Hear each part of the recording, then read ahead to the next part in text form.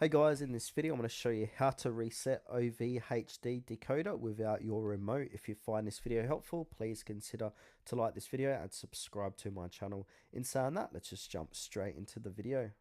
Alright, so some Ovhd decoders have physical buttons. If yours does, follow these steps. So now we want to go ahead and turn off the decoder using the power button on the unit. Then hold the P plus and P minus buttons together.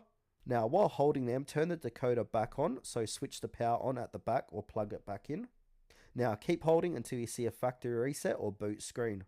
Then follow any on-screen instructions to complete the reset. Now, I've got method 2 here as well if the first method doesn't work. So this reset via decoder menu if buttons give access.